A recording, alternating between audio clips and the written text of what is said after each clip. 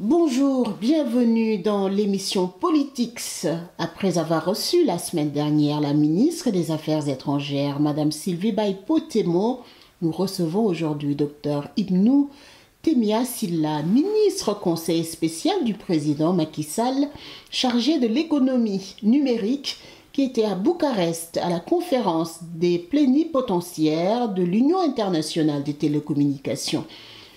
Monsieur Ibnou Temia Silla, bonjour. Bonjour.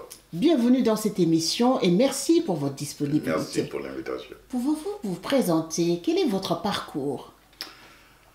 Oui, je suis Dr Ibnou Temia Silla. Je suis né au Sénégal et j'ai grandi à Dakar. Et j'ai eu mon bac à Dakar. Je suis parti à Tunisie où j'ai fait un diplôme d'ingénieur en télécommunications, puis à l'école polytechnique de Montréal où j'ai fait un master en électronique spatiale et puis un PhD en télécommunications mobiles. Et depuis lors, j'ai travaillé dans les multinationales sur des technologies de pointe. J'ai longtemps duré chez Texas Instruments où j'ai occupé diverses positions. Et aussi dans d'autres multinationales où j'étais en charge de l'exécution de la stratégie wireless de ces compagnies. Donc depuis 4 mois ou 5 mois, je suis retourné à Dakar où je travaille dans le cabinet du président Macky Sall sur l'économie numérique, c'est aider le Sénégal à mieux asseoir son écosystème. Vous êtes nommé ministre conseiller spécial du président chargé du numérique. Quel est votre rôle auprès du président Macky Sall? Bon, mon rôle auprès du président est beaucoup plus stratégique parce que quand vous regardez l'attelage gouvernemental, nous avons un ministre des télécommunications chargé de l'économie numérique, nous avons d'autres entités qui travaillent sur ça. Mais moi, auprès du président, je suis dans un ordre beaucoup plus stratégique, qu'opérationnel. Donc là, nous travaillons à avoir une vue d'ensemble des différentes entités et puis d'élaborer, de coordonner maintenant l'activité de ces ensembles pour en faire une stratégie quand même qui est assez robuste pour pouvoir propulser le Sénégal dans l'ère du numérique. Quelles sont les ambitions du gouvernement sénégalais, mais également les enjeux pour le développement et la promotion du numérique au Sénégal? Vous savez, aujourd'hui, quand vous regardez le numérique est en train d'occuper une place très importante dans le PIB mondial. Parce que quand vous regardez aujourd'hui, vous voyez que 16% en moyenne dans le monde, 16% du PIB mondial est issu de l'économie numérique. Et ça, nous attendons à ce que ça progresse. Bon, nous, notre ambition aujourd'hui au Sénégal, c'est de pouvoir atteindre cette moyenne mondiale. Pas seulement la moyenne africaine qui est un peu en deçà des 16%, mais nous voulons arriver à la moyenne mondiale afin que quand même nous puissions quand même jouer un rôle très important en Afrique sur ça. Et on sait qu'aujourd'hui, dans le futur, celui qui arrive à maîtriser les données aura quand même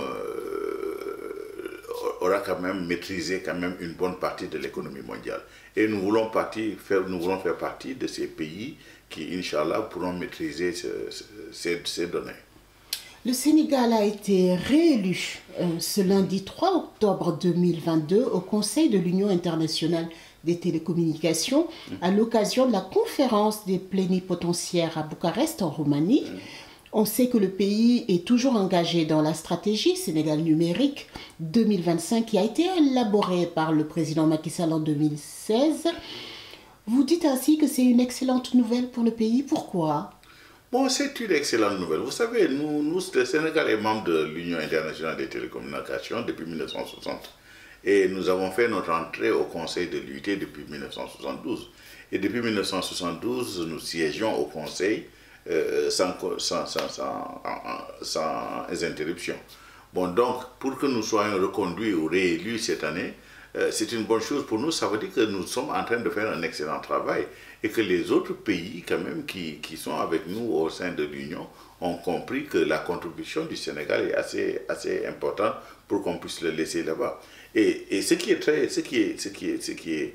un point très important dans ça, c'est que cette année, nous avons eu 21 voix de plus que nous avions en 2018. Ce qui veut dire que beaucoup de pays maintenant ont compris que le Sénégal est un leader en Afrique en termes du numérique, en termes du développement des télécommunications. Donc je pense que c'est quand même une nouvelle satisfaisante pour nous et qui nous encourage encore à beaucoup plus aller de l'avant pour mieux consolider ces acquis-là. Le Sénégal a un projet de satellite. Son ambition, c'est de l'envoyer d'ici 2023. Où en est ce projet aujourd'hui? Le projet avance. Le projet avance et ce sont des ambitions parce que nous avons compris que la bataille de la connectivité est la prochaine bataille. Parce que, comme je disais, ce qu'on les Anglais appellent data-driven economy, nous attelons maintenant vers ça, data-driven economy, c'est-à-dire des économies qui sont drivées par les données. Donc, nous devons aller sur tous les fronts afin de pouvoir consolider notre position dans la connectivité. Et je pense que ce programme satellitaire, quand même, va nous aider davantage. Parce que si vous avez un satellite ou des satellites, ça pourra vous aider dans certains domaines comme la télédétection, la télémédecine et autres choses. Avec les changements climatiques qui sont là, je pense que ce programme satellitaire pourra nous aider maintenant à mieux améliorer quand même certains aspects de nos conditions de vie au Sénégal. Donc c'est pour cela que nous voulons vraiment pousser ce programme afin que ça aboutisse à ce que nous voulons. Nous allons à présent parler de politique. Depuis ces 2 dernières années, la vie politique sénégalaise présente ou fait sentir de nombreuses tensions. Quelle lecture faites-vous de ce nouveau visage de la politique sénégalaise? Vous savez, moi je pense que la vie politique au Sénégal, c'est quand même une situation assez intéressante. Parce que ça traduit quelque chose, le dynamisme de notre économie, de notre démocratie. Parce que quand vous voyez que le Sénégal quand même jouit d'une stabilité politique quand même qui est très rare en Afrique. Et je pense qu'avoir quand même cette effervescence au niveau politique, ça traduit quand même le dynamisme de cette démocratie. Parce que si l'opposition peut aller jusqu'à tenir en ballottage le pouvoir au niveau de l'Assemblée nationale, que le pouvoir n'arrive pas à avoir une majorité écrasante à l'Assemblée nationale, cela montre quand même quelque part que la démocratie sénégalaise est robuste.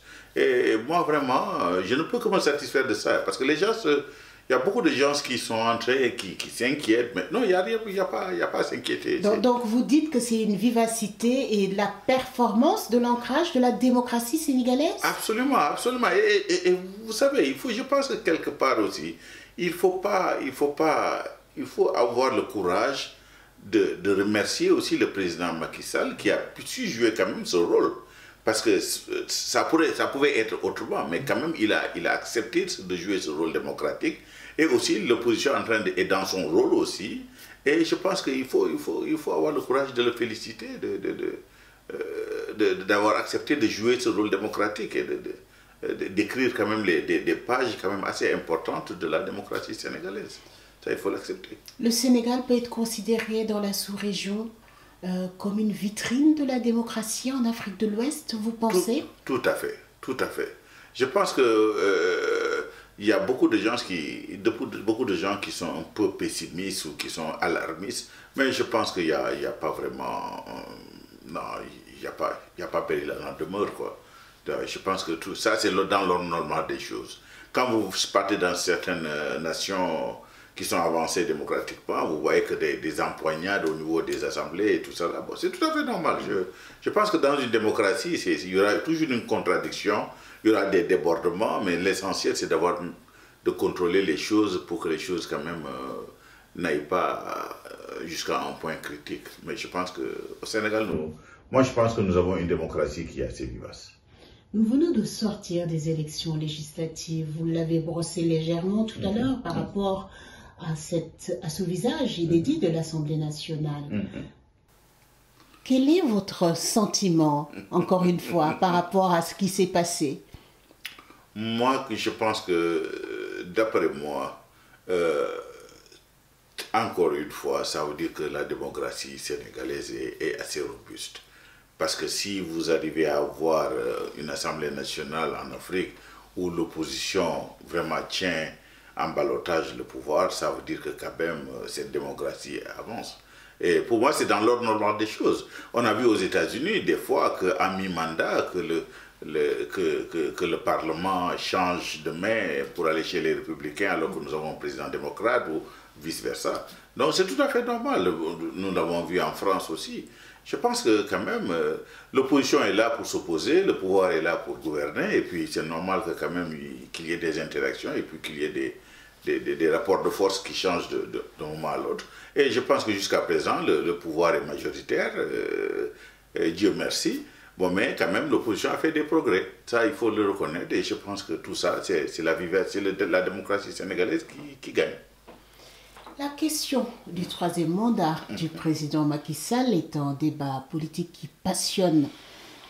Si l'intéressé lui-même n'a pas encore dit son dernier mot, ni oui, ni non, du côté de l'opposition, ils partent en ordre serré, se faisant sentir tous les jours pour dire non à un possible troisième mandat. Vous savez, vous pensez quoi tout ça? Vous savez, c'est tout faux débat, d'après moi. Parce que nous sommes dans une démocratie, nous sommes des républicains, il y a une constitution qui est là.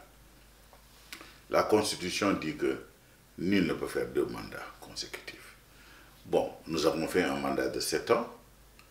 Bon, la constitution ayant défini le mandat comme une durée de 5 ans, donc vous avez un autre mandat qui a commencé de 5 ans. Maintenant, moi, pourquoi je dis que c'est un faux débat? Je pense que là où nous sommes aujourd'hui, nous ne sommes pas dans ce débat-là. Nous ne devons pas rentrer dans ce débat-là. Ce qui importe aujourd'hui, c'est comment exécuter un programme qui va améliorer la qualité de vie des Sénégalais. C'est ce qui est important aujourd'hui. Nous ne sommes pas en période électorale.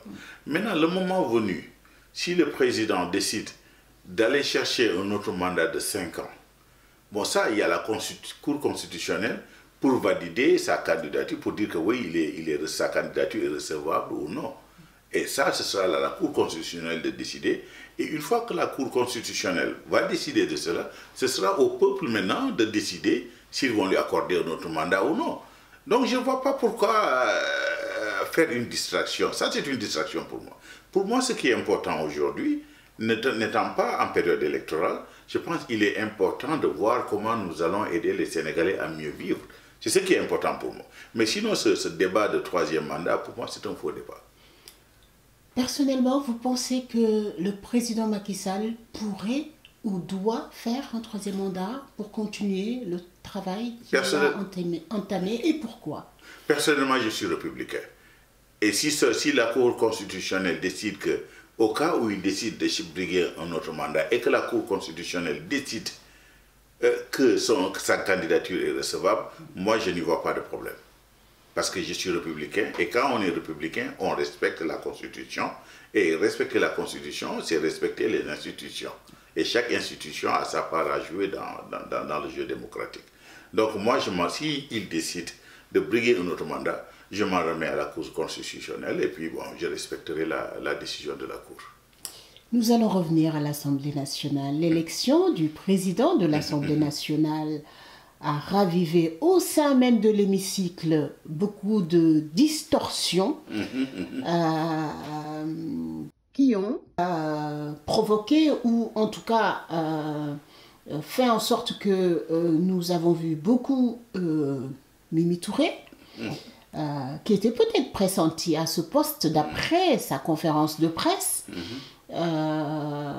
ancien ministre de la Justice, actuel député à l'Assemblée nationale, mais finalement qui s'est déclaré non inscrit.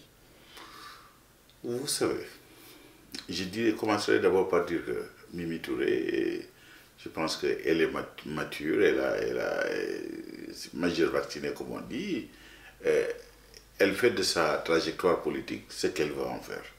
Et toute décision qu'elle aura prise dans ce cadre de cette trajectoire politique n'engage qu'elle. Donc, je n'ai pas vraiment grand-chose à dire sur ça. Mais quand même, il faut avoir à l'esprit 2 ou 3 points. La première chose, c'est que Mme Touré a été nommée ministre de la Justice par le président Macky Sall, sans que personne ne l'oblige à la nommer. Elle a été première ministre sans que personne n'oblige le président qu'elle la nomme. Elle a été aussi au Conseil économique, social et économique, nommé par le président Macky Sall. Donc pendant tout ça, personne n'a obligé le président à la nommer. Bon, si le président décide qu'il ne va pas la nommer comme président de l'Assemblée nationale, moi je ne vois pas il n'y a pas de péril dans la demeure. C'est parce que le président pense que à l'heure où nous sommes, peut-être ce n'est pas la personne la mieux indiquée pour diriger cette institution. Parce que quand même, il faut tenir compte de certaines contingences. Parce que même si, comme elle dit, elle le prétend, que le président lui avait promis ce poste-là, mais il se peut que, par exemple, dans le parti du président, il se peut que dans le groupe de l'Assemblée nationale, les députés peuvent dire que non, monsieur le président, si vous votez si vous présentez Mimi, nous n'allons pas voter pour elle. Et le président ne peut pas prendre le risque de perdre la présidence de l'Assemblée nationale seulement pour les beaux yeux de Mimi. Nous sommes en politique ici. Donc je pense qu'il faut qu'elle revienne à la raison. Parce que quand même, il y a certaines contingences et quand même qu'elle analyse ou qu'elle médite sous son trajet en son compagnonnage avec le président Macky Sall. Et je pense que ça pourra l'aider à revenir à la raison. Non, mais tout ce qu'elle décide concernant sa trajectoire politique, ça n'engage qu'elle et je ne pense pas que j'ai mon mot à dire sur ça. Elle a quand même dit son point de vue de manière claire et limpide durant sa conférence de presse. Mimi dit le 3e mandat est juridiquement et moralement impossible. Comme je dis, ce qu'elle dit n'engage qu'elle. Mais moi, personnellement, ce qui concerne ce soi-disant 3e mandat, moi, je laisse à la Cour constitutionnelle de décider. Parce que je suis républicain. Je ne peux pas me dire républicain et puis me comporter en dictateur ou en quelque chose. Vous savez, les décisions des cours, c'est ça. Tu vois, c'est pas tout le temps qu'on est satisfait des décisions des cours. Mais quand on se dit républicain, on est républicain. Soit on l'est ou on ne l'est pas. Donc je pense que si Mme Mimi Touré dit que c'est moralement et juridiquement impossible, bon maintenant ça c'est à elle, ça n'engage qu'elle. Bon maintenant, moi je peux avoir mon opinion, quelqu'un d'autre peut avoir son opinion, mais c'est à la Cour constitutionnelle en fin de compte et au peuple sénégalais de tirer les conclusions. Amadou Ba a été nommé Premier ministre. Pourtant, le poste de Premier ministre a été supprimé en 2019. Pourquoi ce fut important pour le président Macky Sall dans sa démarche politique de réintégrer ce poste de Premier ministre à seulement moins de 2 ans avant la prochaine élection présidentielle? Est-ce une stratégie politique? Vous savez, ce poste de Premier ministre, c'est les présidents qui sont passés à part Wade, à part le président Wade, mais que ce soit Senghor ou Abdou Diouf, ils ont eu à un certain moment de leur présidence, ont eu à enlever le poste de Premier ministre et puis à ramener ça. Et puis... Parce que vous savez, la démocratie aussi, des fois, c'est des apprentissages, c'est des améliorations. Donc je pense que si le président Macky Sall décide qu'il allait enlever le poste de Premier ministre et qu'après il se rend compte que par exemple le poste de Premier ministre a quelque chose de valable, peut lui apporter quelque chose dans l'exécution de la tâche gouvernementale, je pense qu'il n'y a pas de problème en ça. Bon, concernant maintenant le choix de M. Amadou Ba, bon, là aussi, je me dis que c'est le président qui choisit ses collaborateurs et s'il voit qu'en ce moment bien donné, Amadou Ba est la personne la plus indiquée à exécuter cette tâche, parce que vous savez, il y a il n'est pas loin de la fin du mandat. Donc peut-être qu'il y a des choses fast-track qu'il faut exécuter et que M. Amadouba est la personne la mieux indiquée. Je pense qu'il faut quand même lui concéder ça, c'est parce qu'il a bien réfléchi et puis il a tiré la conclusion que M. Ba est la personne la mieux indiquée.